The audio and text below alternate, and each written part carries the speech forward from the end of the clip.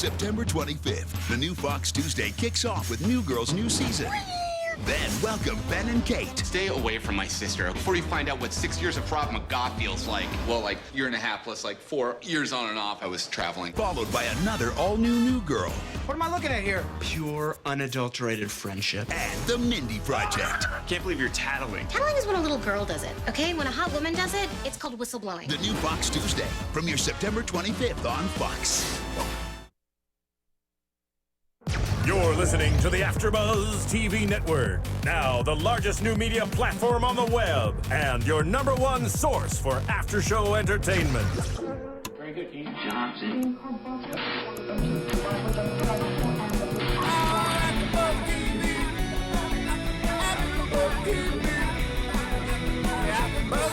the AfterBuzz Studios in Los Angeles, California, presented by Maria Menounos and Bing.com, and streaming live thanks to Akamai Technologies, this is AfterBuzz TV's Vegas After Show. We'll break down tonight's episode and get you all the latest news and gossip. If you'd like to buzz in on tonight's show, you can buzz us at 424-256-1729. That's 424-256-1729. And now, another post-game wrap-up show for your favorite TV show. It's AfterBuzz TV's Vegas After Show. Welcome, AfterBuzzers. How you guys doing? Bing us for doing. And tonight we're doing the debut of CBS's Vegas. I'm Thaddeus Massey. Oh my goodness, I'm excited.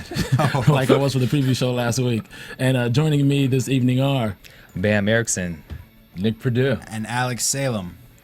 We're going to jump right into it, guys, because this first episode had a lot going on. I said I wasn't going to say tonight.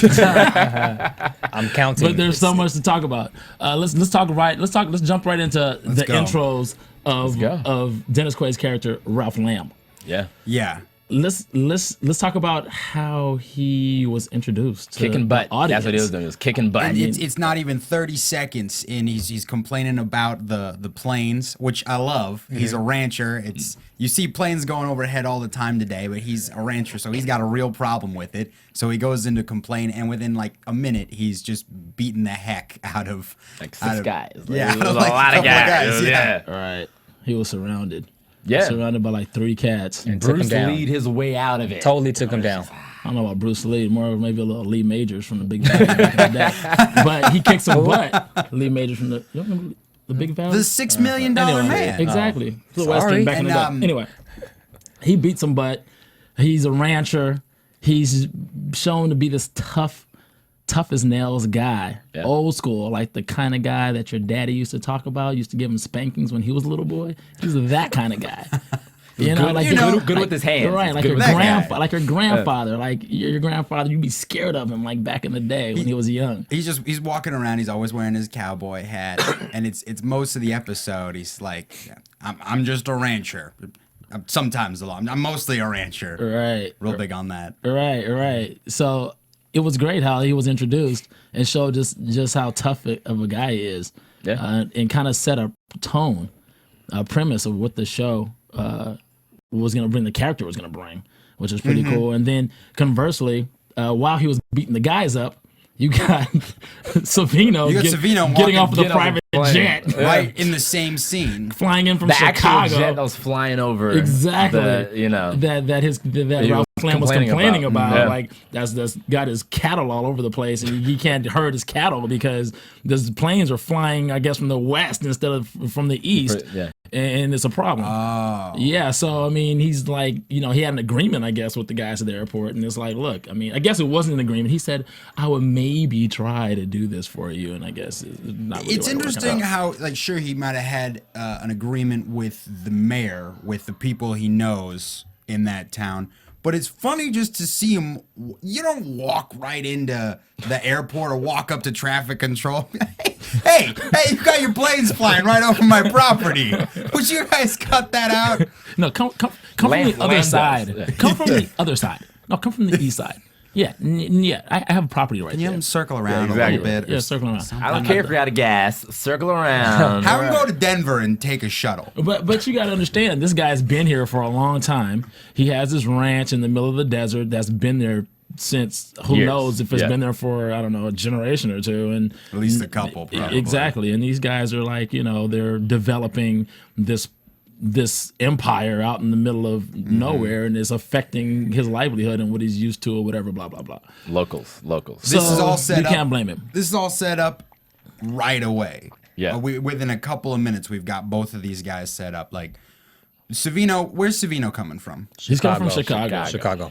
Okay. Yeah. So he's sent out there to, do his thing. And, he has a slight introduction of Lamb seeing him beat these guys up. To the Wild Wild West. The That's Wild what that West. is. He's like, if you notice his face, did you see his face when he was watching it? It was like, it wasn't like he's obviously, because he's a crime boss, he's used to violence. But I think he's used to it in a little different kind of fashion. It's kind of done in more of an underground type behind of, closed doors type of operation. Not right out in the middle in front of like a city hall type of building in the middle of the day. And women and children, Exactly, especially coming from Chicago is, not the Wild Wild West. Not at all. Oh, this is Vegas. This is Vegas, baby. Yeah. This is and this guy is a cowboy. And he's got the cowboy hat on. A cowboy. And the you know what kickers. Yeah. Oh yeah. So he's like, okay, this is what's going down out here. If you notice though, and this was something that because he said that he was wearing his cowboy hat the entire episode, but he did take it off every time he went inside. If you always the gentleman, he always took his hat off every time he went inside, and even when they were at the barbershop, I forget the kid's name, but he had his hat on and he took his hat off. Right. I don't know if you saw that. Yeah, he did. Took his hat off. Yeah. I thought he was setting him up for a barber, get his haircut. That's what I thought he was doing. It's like, is he gonna get a fade real quick? It's possible. Right. We didn't see what happened after. Right. Yeah. A little quick cut. A little fantastic. Ralph Lamb is very much about decorum. I could see him just doing that. We see him slug a guy in the face for making a comment about our assistant district attorney, Carrie Ann Moss. Yeah, they showed real quick. Now, that was rude. Right. That was actually really funny.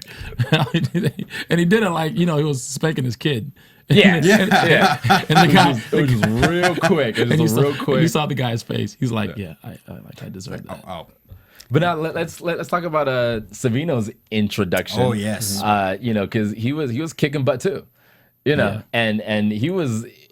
It was his men who were roughing up. It was a dealer. It was one of his old blackjack dealers. Yeah. And so it was just information that the dealer was going to provide. Right. But because he's smart. Yeah, but was still being roughed up by Savino's henchmen, I guess you can you can say. And then when Savino saw what type of business they were doing, he put the shoe on the other foot, right, and really gave him that good old fashioned Chicago mob style behind closed. But his was behind closed doors, exactly, underground, no cameras, very clean, very quick, but made a point. Yeah. And it was behind closed doors, and it was taking down whoever was making the mistake there. It wasn't like just going and beating up everybody. It was proving a lesson. Precise. Yeah. And no blood, if you notice. Exactly. You know what's great about that? Also, that really set a tone for Savino. And who he is. Who he is as how he plans to come and run things. Right, how he comes from Chicago to Vegas.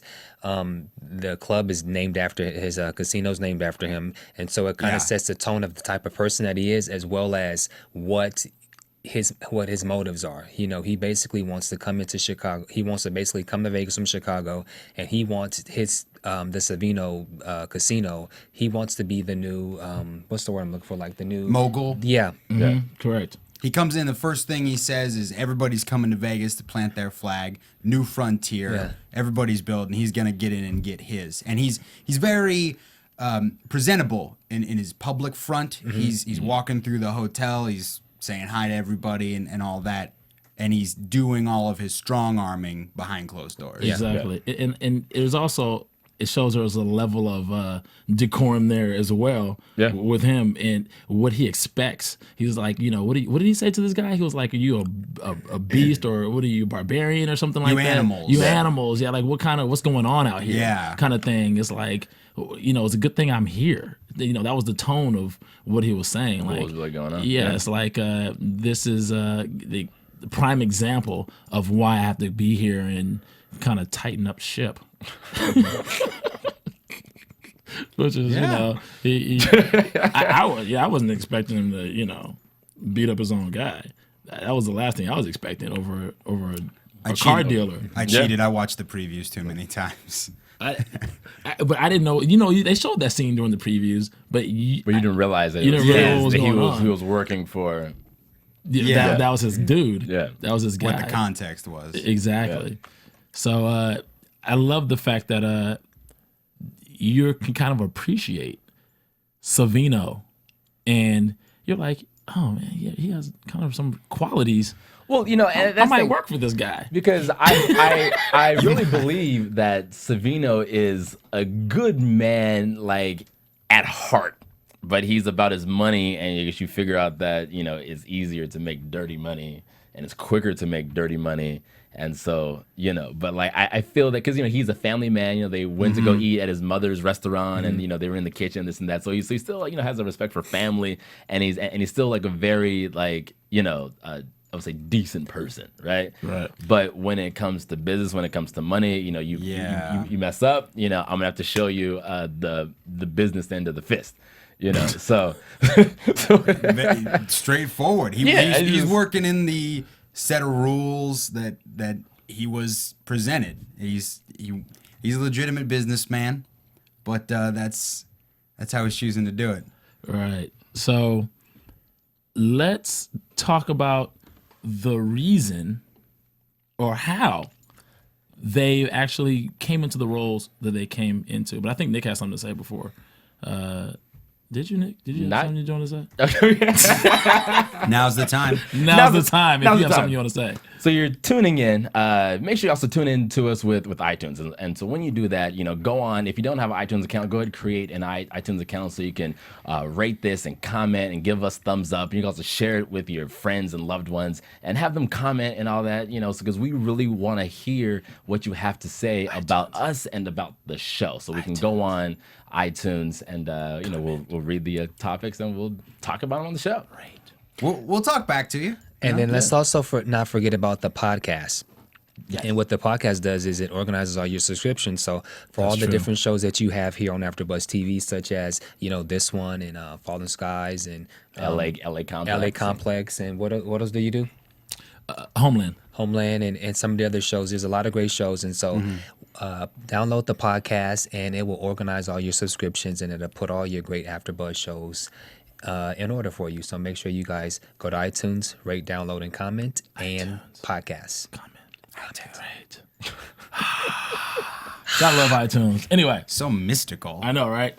So let's go into how these guys, or let's go into Lamb. How did Lamb become this sheriff? Because Lamb was a rancher. Well, Lamb is a rancher. Lamb is a rancher. He's in Vegas. Yeah, he's a rancher in Vegas. Exactly. Now, what did you call him? You said they refer very early on to he says I'm not a cop.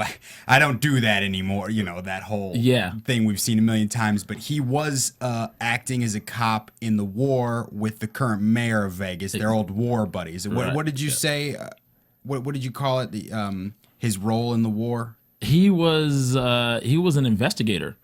He was actually I think he was a soldier, and he was a soldier. He was a soldier, figured out and they were him and the mayor were posted in Naples, and there was girls that were getting I guess killed, and they were trying to find out why these girls were getting killed, and the mayor was actually Lamb's CO, commanding officer. Right. So he put him on the case. He actually noticed some things that he was like, okay, let's put Lamb on the case. And Lamb actually figured it out and busted the investigation wide open. He got promoted from there in the service, and he moved on. His career moved forward. But this was what gave the mayor the instinct to say, look, we need to get, I know the exact person to get on the case. Now, what's the case? We're talking about the case, but the governor's daughter gets found dead at a test site. And the sheriff is missing. There you go. And the sheriff is missing.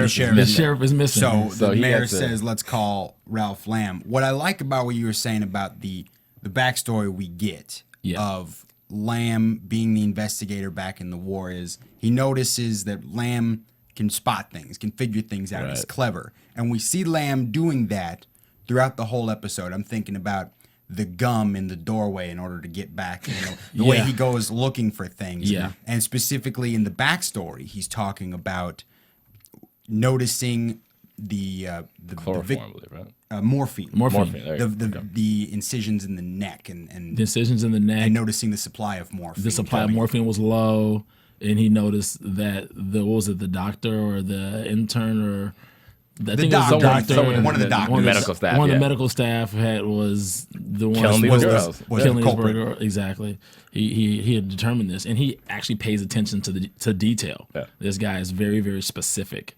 And you notice that even with usually a character like a Ralph Lamb usually isn't that specific, or they're usually more of a tough guy. Don't really pay attention to those small things. The small things aren't a big deal. But he's a mixture of the two. Exactly. He's very detail specific, and then he's also a tough guy. So he's a mixture of the two. And that's a great. It's fascinating. It's actually exactly what Vegas needs at this right time. Now. When you've got Vincent Savino coming into town, that's exactly what you need. Exactly. So that was a great aspect, and they actually did point out little things, and that was great, Alex, that you mentioned that. You showed them. They showed him putting the gum in the door to keep the door open. Like there's little things that they have developed as far as his character is concerned, like how the mayor just totally gave the backstory on who this guy is and how he broke this case. I thought it was great. Now, one thing I just kind of want to point out here really quick is, again, in the beginning when the mayor was talking to the DA, and now the DA was upset that he wasn't being put in charge of the case. Yes, he was. Right? Yeah. And then so we find out later kind of like what the DA story is. We won't go into that right now.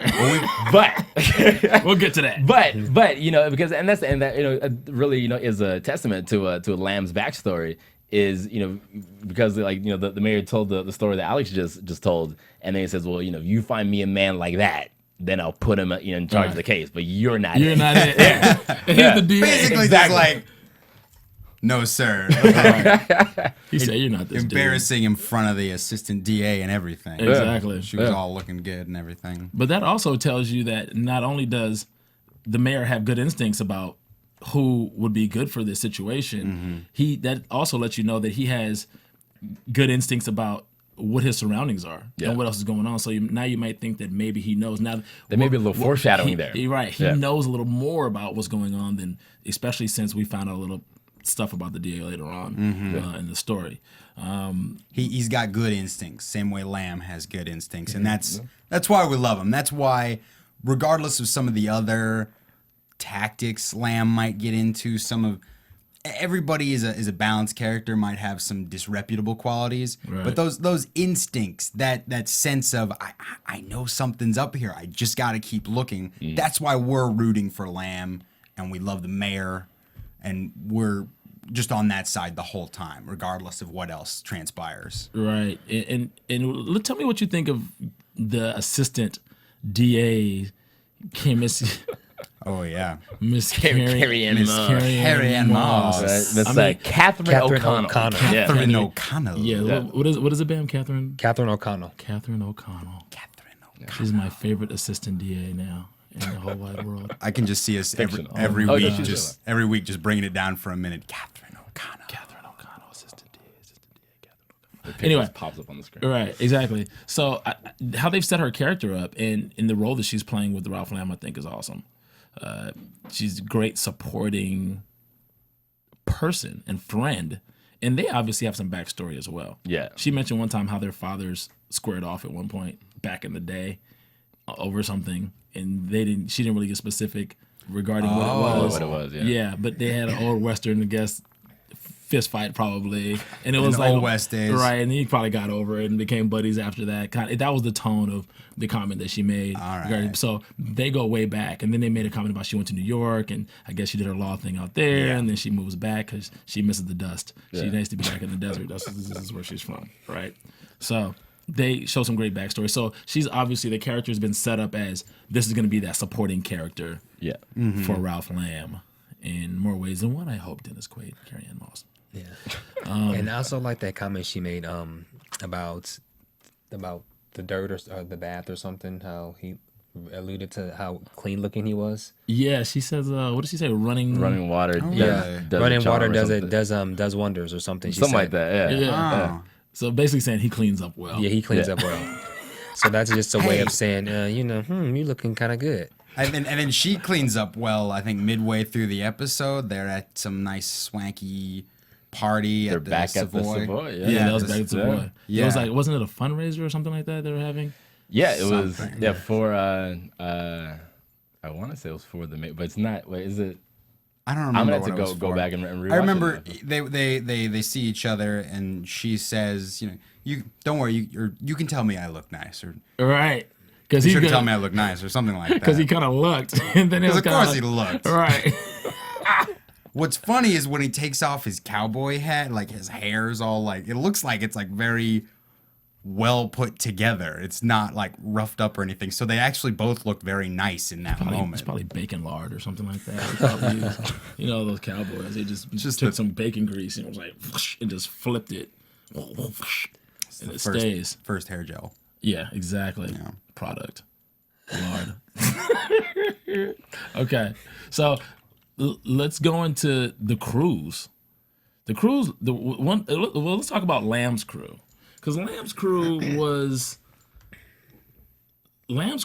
let's first talk about his brother is part of his crew. This is Jason O'Mara's character? Yeah, Jason O'Mara's character. His brother, and then there's the other guy who's part of their crew. Who's somebody's son. He's somebody's son. It was kind of unclear.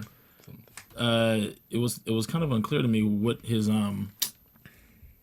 role was besides being. He's a comic relief. He is kind of. He's tagging on with the crew. Yeah. We meet him. He's running out of a girl's bedroom with her father shooting a shotgun at him. And they're driving along, like they drive past the house like they're expecting this to happen. He comes running out. But they don't stop though. If you notice, they didn't they're used stop. to him doing this. Yeah, so they're like, He's like, oh, here he goes, sleeping with somebody's husband. But somebody's wife. But it was really funny. It was really hilarious. So they set this guy up. Obviously, he's, like you said, Alex, he's going to be the comic relief. Yeah. We saw him hitting on everybody the rest of the episode. We did. Yeah. We did. That reminds me, I hope everybody got to see the Fox lineups talking about comedy and funniness. Talking about that comic relief. Funniness. I mean, you like a good comedy, right, Thaddeus? I love comedy. So do Nick and I. We love comedies. Really? We love comedies. Seriously? Yeah. Seriously. I enjoy great. They had 4 shows on tonight. Did you guys get a chance to check it out? I think it was 4. The didn't. lineup was crazy tonight. I was doing something else. He was part of the AfterBuzz LA complex. There you go. They had well, just give you a little recap. They had Zooey Deschanel on New Girl, season opener, and that's right. Yeah, she's out. She's looking for work now this season. New developments with that. But then they had Ben and Kate, series premiere of that. Yeah, I heard it was pretty funny. Yeah. Yeah. Yeah, I heard that as well.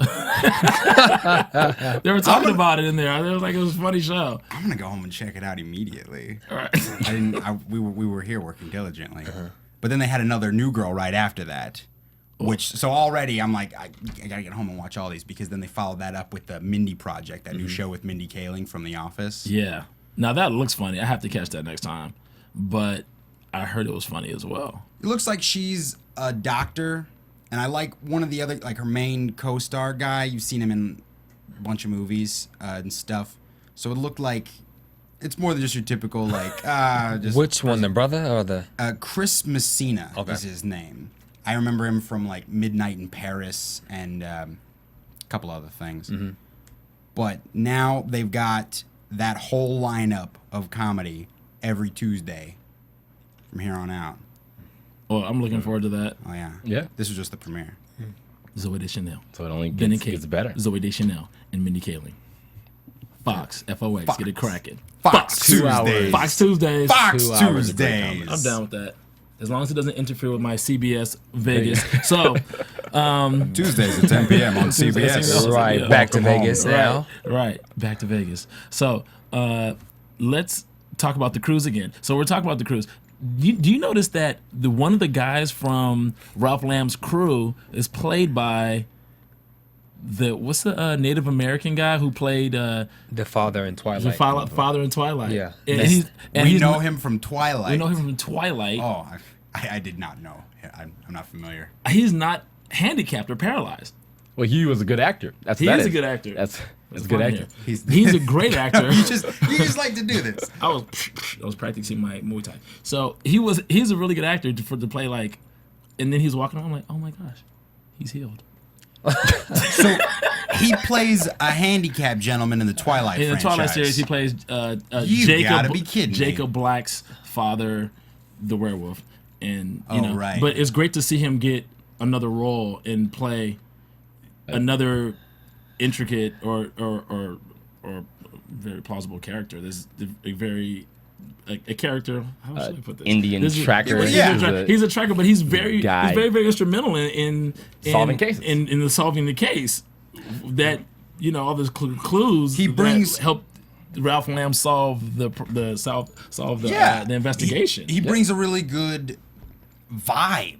Just right when he's on screen, Right. I'm immediately I want to know how he's gonna help us out, what experience he's bringing. Now, did you catch how he knows Lamb beforehand? What their relationship was? I saw him appear and then he's giving some clues on the case. I missed sort of how they know each other. You know what? When they were talking about the crew that they were going to need, and the one thing I love just really quickly is how Ralph Lamb's negotiation wasn't for money. It was just based on not getting planes to fly over and spread his herd, which was great. Very important. But him and his brother were going over the crew that they were going to put together. They kind of reminded me of Vin Diesel and Paul Walker from Fast and the Furious 5 and how they're deciding how they're going to put their crew together. Or Ocean's 11. Or Ocean's 11, right, Daniel? So that was really funny. So they were talking about such and such is doing time for smuggling cigarettes, and then some other guy was doing something or whatever. So they had to formulate their posse, and that's when they ended up picking up the funny comic relief guy. I think his name is Don. Don is his name, right? Yeah, so, Don Simmons. Don Simmons, yeah. So he, they picked him up, and then the Indian character, the Native American character, excuse me, and I shouldn't be saying that. He came into the character. He came into the scene as well. So they mentioned some stuff when they were about to hop into the truck and take off and go somewhere. I think they were going to meet the mayor at that time. Yeah, but they they gave like one-liners on who they needed. They didn't really go into the backstory on those guys. Oh, okay. We'll find out. Yeah, we'll find out. I'm sure there'll be character development on them as it goes along. Yeah. We do know that Ralph Lamb's brother was the state champion of Winchester 30 rifle. All right, we found that out later. So we did. He's a sharpshooter. You know what's interesting about that is we find that detail out later on. But Right. when we first meet Jason O'Mara's character, he's saying, "You got to come with me. Vegas solving crimes. I'm not a cop." He says, "No, you got to come with me. You're better at people skills. Or you get along with people better than I do, Right. and you're better at the accounting." I think is what he said. Yeah. The numbers Yeah, or something. the numbers, yeah. So you're getting the impression that he's, I guess, more mild-mannered, say, than Ralph Lamb. Yeah. And then here he is busting out the Winchester shotgun later on in the episode. Right. So they have like this what appears to be this great yin and yang going on between the two of them. The little brother, big brother going and doing their thing. Reminds me of the Ponderosa. So you got Little Joe and Hoss and Adam going on their kind of vibe. going on. I don't know, you guys are probably too young for that. Yeah. Anyway, so I've not seen it though. Ring a bell? Everybody Okay, knows never that, mind. okay. So that was that show. So they have that vibe going on, that great Western vibe, and obviously the brother is a great support factor for him, and he's going to need to lean on him in times of need. That trust factor that they have, because with brothers, like I said, there's there's that unspoken bond that brothers have. So I feel that backup is right where it needs to be. I just haven't said anything in a little while, so I want to just kind of toss that in. Throwing that in there. Throw that in there. I just want to doinky doink. Toss that one in there. Let's touch upon Can I say something? Yeah, go right ahead. I want to say that No. so close. One of these days. I love how their crew, Ralph's crew, they have their own brand of rancher justice, is what I'm going to call it. Now, it applies to Ralph, and we can get more into that, but as sort of all of them, when they do things like they're talking about getting these biker guys, he just looks at him and he says, "Roundup," or something like that. Right. And we're just seeing them dash out on the horses. They're always rolling in as a pack. Right. All have their cowboy hats. Just going after what they need to go after. Right. Not so much concerned with the law or a police procedure. They're just they're ranchers with shotguns, man. They made their own book, is what you're saying. Yeah. I mean, I think the mayor has some inclination. Like, look, things aren't quite civilized out here yet, and we need some old school, a little bit of old school out here, which is why he put him in charge, not just because the sheriff was missing. I mean, there are some integral factors that made a part of his decision, but that I think he was kind of like, you're waiting for something to help you with the decision you really want to make, that you really kind of want to do, and all the right pieces fell into place for him to become the sheriff there and make those kind of moves and kind of enforce his own level and own kind of justice, because he's definitely not doing things by the book. But I mean, like going back to the rancher justice, like when he chased down the biker on the horse, that was the best. That's really the definition. That right there is okay. Like, that wasn't totally believable to me. Okay, I'm sitting here, I'm looking. It's like, okay, I know the Iron Horse versus, and this is the classic old school versus new school. It's in everything. It's on the old Vegas Strip, like right on the street. Granted, 2-block Vegas Strip. Yeah, there you go.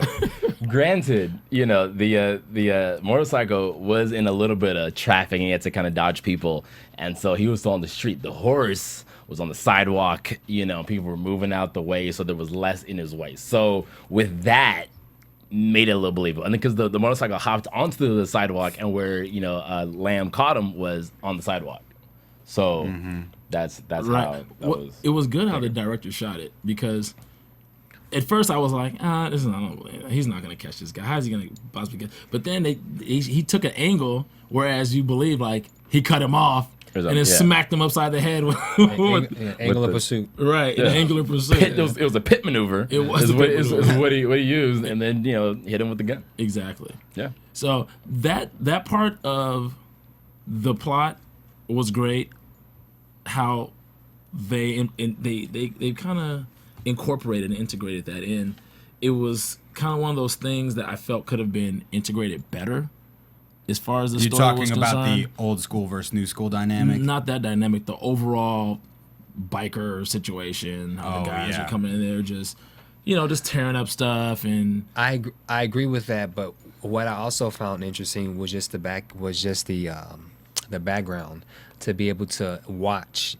None of us was there in the 60s to see what Vegas was like. So although I was watching the chase scene, I was a little more fascinated with the background to see, like, wow, look how that strip is. I mean, in Las Vegas now, the Vegas Strip is like 2 miles long. That strip is like 2 blocks long, and you saw the Golden Nugget. I actually wrote this down. You saw the Flamingo. You saw the Golden Nugget, of course, the Savoy Casino. You saw the Flamingo. The Flamingo. What's the one with you can see the cowboy, like the lighted silhouette.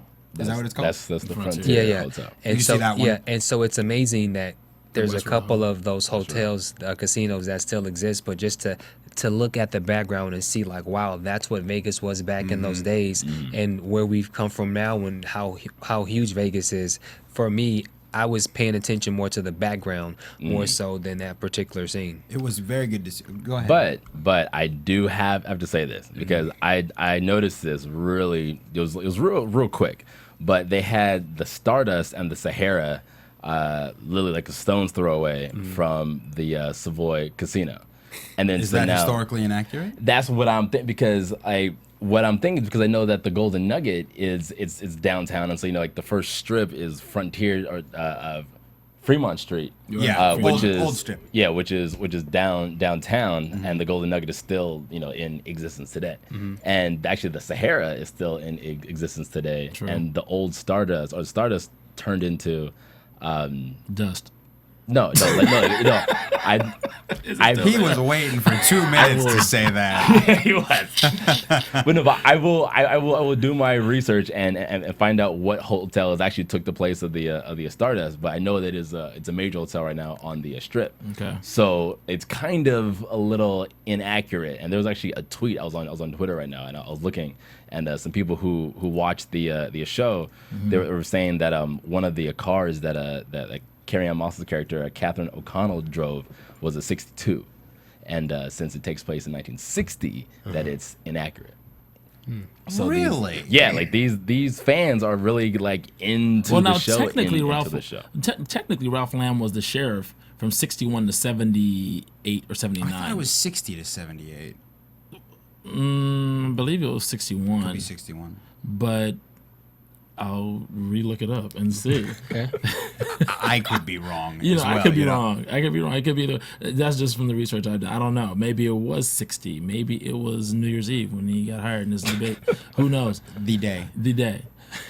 So they take a couple of liberties. They do take for network television. You have to, and who really knows exactly. But that's the thing. Like it's like because I know some of these fans, some of these people who are like really, like history buffs are really kind of like, okay, I want to get into this time period. Right. They want everything to be correct, and they want everything to be, So we'll keep the lookout for.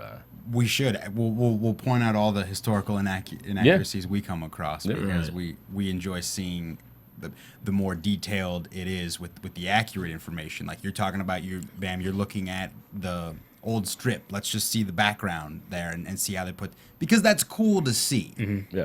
Yeah. It's definitely cool to see. Yeah. I mean, who doesn't want to see how the beginning of something great started and make sure it's as accurate as possible so you get the full feeling of what it started off as and what it's supposed to be. What I also thought was really funny is speaking of the hotels, motels, was the one that was the Westward Ho Motel. Yeah. Which is actually because that's a real hotel. It is. Yeah. Oh, so they just cut the tail off. So it's the Westward Hotel, and they just decided to call it the Westward Ho. No, it's called the Westward Ho. No, I know. They just when they were naming it, when they were naming it, they instead of calling it the Westward Hotel, they just decided to call it the Westward Ho Motel. The TEL must not be in the budget. Yeah, they already know what it was going to be used for. It's more of a Old West striking out Westward Ho. Right. I'm not making that up. That's probably what it probably is. What it is. Westward Ho. The TEL wasn't in the budget. Wasn't the construction budget. I mean, lights cost a lot back. Neon, precious resource. Back then. This is one thing I didn't do research on. Did the governor's daughter actually? Niece. Yeah. It was niece. Mm-hmm. Yeah. Did she actually get killed? Now that's it. I have no idea. Do you guys? Yeah, well, she wasn't alive. Like she wasn't alive at the end of the episode. So. No, we're talking about in real historically. life. Oh, in real. Oh, okay. Is that the actual case that brought him in? That was the instigator of making him. In fact, I don't mean to cut you because I know you're about to say something, but this is what I think we should do as a group, okay? Because the Vegas writers are on Twitter, so we can tweet Vegas writers, like at Vegas writers, and then ask them questions, and then see if they'll answer, see if possibly one of them will call in and let us know. And you feel free to tweet at the Vegas writers as well, and at us at AfterBuzzTV, and we'll increase the likelihood we're going to get some response here. We'll get more, exactly, more research. Also, if any of you guys have any knowledge regarding any things we're discussing right now, you can call in live 424-256-1729. That's 424-256-1729. Nailed it. Myself, Bamm, Alex, or Nick, and you guys can school us because we weren't there. I just graduated from high school like 3 years ago. So anyway, all I know is Vegas fist bumping. I'm gonna go back to that all season. That's Vegas. Anyway, so can we touch upon really quickly? Oh, where was the sheriff? Let's just because we didn't really get back to that real quick. So just Where was the sheriff? Where was he hiding out? Yes, that's what we need to discuss. The sheriff. So the sheriff was missing in action. He was MIA. And now he you was just doing out the of control. YMCA. There's no fly in the room. Okay. Yeah, it's a low fly. There's a little bug. low fly bug. Anyway, so where was the sheriff? He was all in this Henderson. time? It was at his sister's house in Henderson, Nevada. So they actually got this guy. Yeah. They actually got. Oh, that's the information that they got from the guy from the dealer who was getting beat up by Savino's crew before he showed up. Yeah. So we get a cameo from this guy at close to the end of the episode. Yes. You guys want to expound on that? You say cameo. Are you familiar with the actor? Or are you just saying like the character shows up briefly? Saying, you're right, because Okay. I was being funny. It wasn't funny. It wasn't funny. Yeah, he did a little brief. Well, yeah. Well, see, he showed up briefly. Right, briefly. When he does appear, he meets with the DA. With the DA himself. Right. And so he's trying to get out of whatever he was in, and so he says, I want a free pass out of the state. I don't want to be in this anymore. Like I'm done. I want to wash my hands of this, and I want to just live my life. And here's your moment right here of old school meets new school, and the DA does that. I guess I'm going to call it that television character thing where they're like, this is going to be a really big moment where he like takes a couple of steps over and then he's looking off at the power lines and he says, do you have any idea how many kilowatt hours they got down at Hoover Dam these days? Right. They're not just lighting up a couple of bingo places. Somebody had big dreams. Right. And, like, oh, I get it. So they're going to make Vegas really big as we know it is. Right. They're winking at the audience right now. That was a great lead-in for the rest of the season. Exactly. That was. It was cool. What were you gonna say, Bam?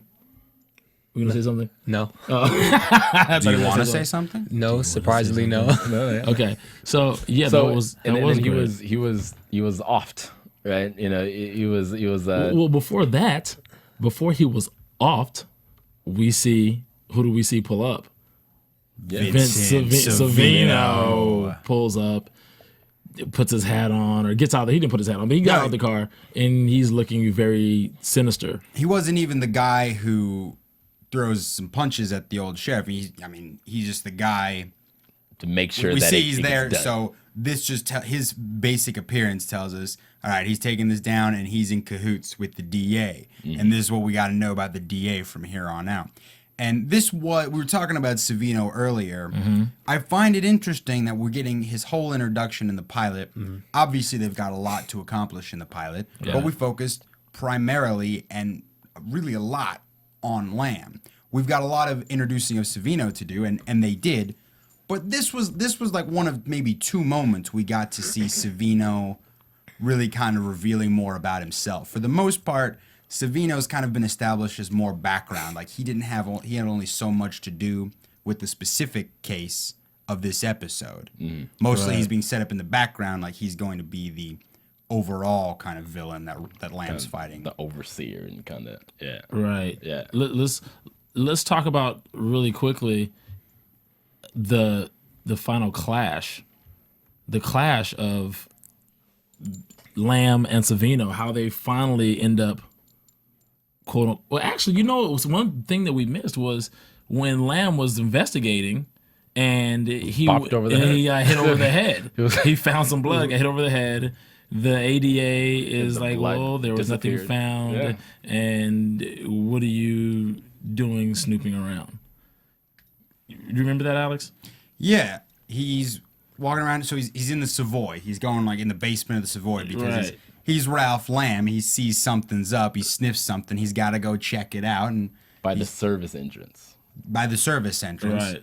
Because the girl, the the governor's niece. Yeah, I think her name was Susan Mead. They're trying to figure out how she could have what exit she could have left because nobody saw her. And it wasn't on camera. Right. And it wasn't on camera. Lamb asked the right kind of questions. I want to know how she got out of here. He goes down to check it out. And so he stumbles onto some blood. Is that what it was? Yeah, he stumbled on some blood, and while he was going down to check out, see what the fluid was on the floor, that's when he gets bopped over the head. Yeah. And then it was really funny later on when he's going to investigate about Stuart Mills and the guys who she was setting accounts up for to gamble. He was he's talking to Savino in the lobby. He was interrogating the concierge or the hotel clerk, hotel clerk, hotel registrar, front desk guy. Right, the front desk guy. He was interrogating him about numbers of rooms, and comes to find out Monaco was a suite, not a person's name that he had found when he actually stuck the gum in the thing and went to do his little breaking and entering. So we see he likes to break laws too. Right. He's got his own book. He's got his own Rancher book Justice. Rancher Justice. That's my new hashtag. That's a reality show. It is a reality show. Chuck Norris makes a random appearance. Right. Dog the Bounty Hunter loses all his ratings. Anyway, so let's go back to the so as he's investigating, Savino comes and approaches him while he's interrogating. Or he's not really interrogating. He's just slyly asking questions. He's not really interrogating him. Yeah. So Savino is like, next time you want to tour, you should let us help you out. You should let us, somebody kind of escort you around. We wouldn't want anything to happen to you again. It's bad for business. It's bad for business. Yeah. Right. Now this is where, great moment.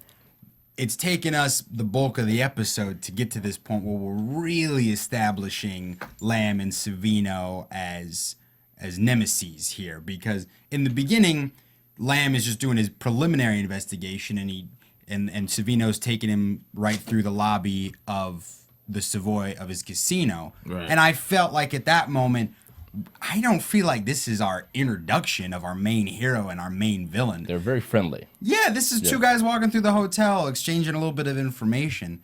It takes us the episode where Lamb comes in again and says, I'm the law in this town, and I decide who's breaking it. Right. And Savino's wearing that 60s blue polo shirt. You're like, Michael Chiklis is similar to, I don't have the white lines all over it, but I noticed it. That's our moment. That's our hero villain. Exactly. Yeah. And the thing that's great about that also is because it's something that really Savino was not directly involved in. It's something that is catching him off guard. And I think the wardrobe, I want to give wardrobe a round of applause because they did a great job at, yes, thank you so much. They did a great job in not putting him in his real work clothes, which is that black suit with the navy blue shirt, navy blue tie, navy blue hat. Like he wasn't in his mobster regalia. He was more so. He was Relaxed. dressed down. He was relaxed. He looked so like he it was was unexpected. It fit his wardrobe. Fit the scene. It looked like it was a Sunday afternoon, and he was gonna go have dinner with his kids later or something. Right. You know, it was or like go to his mother's restaurant Exactly. where they went. I think that was his buddy's restaurant. I think that was his right hand man's mom's, because the right hand man called her mom. I think, didn't he? But in the Italian family, like your mom is my mom, and you know what I mean. Like it's very family. But we can Vegas writers. Happy Rights. that was a totally different show. But Vegas writers, tweet us. Let us know. We'll tweet you. Tweet us back. So we can kind of get some answers. I know this is the first show, but so we can get some answers and we can find out more information. Real quick, let's talk about crime procedure real quick and how the crime procedure just really quickly. What we've got here is another CBS show that's like our CSI or NCIS, Criminal Minds. I can't keep up with all of them. Or like Law and Order, you've got your basic crime, detective, police, procedural. We've got a case, an episode, where we've got our main detectives who got to solve the case, who've got to bring the perpetrator to justice. Right. What's different about this is we're seeing, it's no different. It's action-packed. It's very fast-paced. We get right into the case of this episode, and then we're going boom, boom, boom, scene to scene, getting more information, shaking down witnesses, interrogating. But the difference is, rather than say, 2 cops in trench coats in New York, we've got 3 to 4 cowboys, ranchers in the Old West, just rolling down the street with shotguns because they can. Right. Busting in hotels with shotguns. Taking people out because they can. And punching. They're interrogating the biker, and he just punches him square in the face because he can. Right. Yeah. We've got a lot more of this Old West flavor to it. It really kind of livens it up for me. And that was really great how they did that. And the fact that it's fast paced and it's a little bit different than the typical CSI or NCIS or what we're used to is a great dynamic for the show. So that actually, how they set it up was a great reason for a great way that they brought it around to make. We needed a reason for them to bump heads. Yeah. That we needed a reason for something to go wrong in the desert, and actually it's tied in to Savino's casino, his business. Yeah. So this is how they're gonna clash. I think this is kind of what's gonna make the show. In fact, let's get into predictions really quickly. Well, before that, our news and gossip first. Well, see, AfterBuzz TV News. do we have anything? I have just a little. Bring it on. You do? Okay, perfect. Because we're gonna wait till next week to see what the news was gonna be from this week. Well, go ahead. Well, Michael Chiklis had been doing a lot of press, and so I saw him on Live with Kelly and Michael, and so he told a little story about how there is this one particular guy in Vegas who remains nameless, he serves as a like an executive or someone who they go to and seek for advice. And apparently he's this huge mobster in Vegas who is so huge that he's not even allowed on the Strip. And so when Michael Chiklis was with his family, they were at this restaurant somewhere off the Strip in Las Vegas. He found out that Michael Douglas likes blue cheese.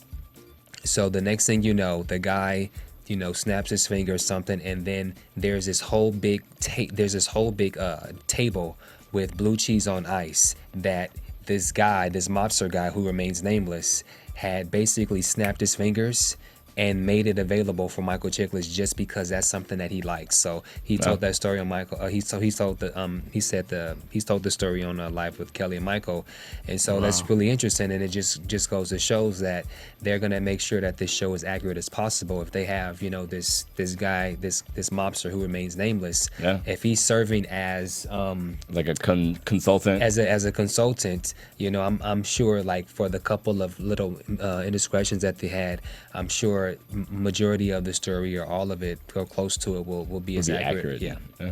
And what's cool about that is how you can still see how the mob is still in Vegas, and there's still that underlying tone, right? And although this guy, he's clearly banned from the Strip, clearly he still has power.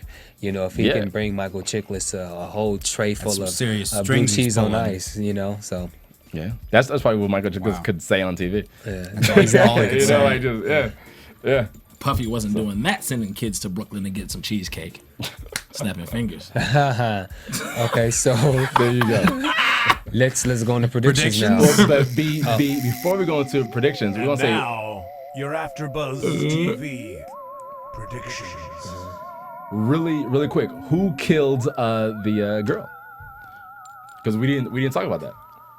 Well, really quickly, who killed the girl was one of the employees. There you go. So I want to make sure that we cover that. And this is what brings them to a head. So I'll go ahead and start on predictions. Go ahead. Seeing what's going to happen next week, I think that there's going to be another whodunit. I mean, of course, there's going to be bodies in shallow graves all in the desert, and Ralph Lamb is going to be on his job. Graves. And these guys are really, really, really going to be going at it next week. It's going to really hit off next week. Excellent. Bam. Predictions. I would kind of say the same thing that he said, that Thaddeus says, and we don't normally agree on predictions, but I think we're going to just continue to see more stuff evolve. Excellent. So I don't have anything specifically, but I think we're going to see more. I think the pace is going to pick up just a little bit quicker. Nick? My only prediction is that I really think that the DA is going to probably find himself in some real hot water very soon, and so he's going to have to either dig himself out of it or he may be offed really quickly. Ooh, Interesting. My one thing, incredibly specific. I'm going to date myself just a little bit here. I don't know if you guys noticed, there's this one cowboy who shows up at the Savoy about 3/4 through the episode. The only cowboy who's not part of Lamb's crew. And I don't know what, he didn't play into the episode at all, but they were setting him up. And I recognized him because the actor is William Russ, who played the dad on Boy Meets World. And he's awesome. So I predict he's going to be a series regular. Yeah, no, because he was a high roller though. Nice, right? Yeah, he was a high roller. Yeah, right. Yeah. And he talked to the DA really briefly. He shook his hand, and then that was the end of their scene. Yep, that was it. Yeah. Wow. Okay. That's Good eye. Yeah, that's Good a eye. really good eye, Alex. I didn't notice that at all, and it's really hard for me not to notice because I notice. Because I notice. I pay attention. All right. So that's the wrap up for this evening. After Buzzers, thank you for joining us here for CBS's Vegas. We'll see you guys Season next one, week. episode for one. Season But also one. tell everyone where they can find you. So go ahead. I'm Alex Salem. I'm on Twitter at the Alex Salem. Nick Perdue. I'm on Twitter at the Nick Perdue. And I'm Bamm Ericsen. And I'm Thaddeus Massey. You can find me on Twitter at Club Thaddeus, CLUBTHADDEUS. See you next week, guys. After Buzzers. Peace. From Bing.com, executive producers Maria Menounos, Kevin Undergaro, Phil Svitek, and the entire AfterBuzz TV staff, we would like to thank you for listening to the AfterBuzz TV network. To watch or listen to other after shows and post comments or questions, be sure to visit AfterBuzzTV.com. I'm Sir Richard Wentworth, and this has been a presentation of AfterBuzz TV. Buzz you later. The views expressed herein are those of the hosts only and do not necessarily reflect the views of AfterBuzz TV or its owners or principals.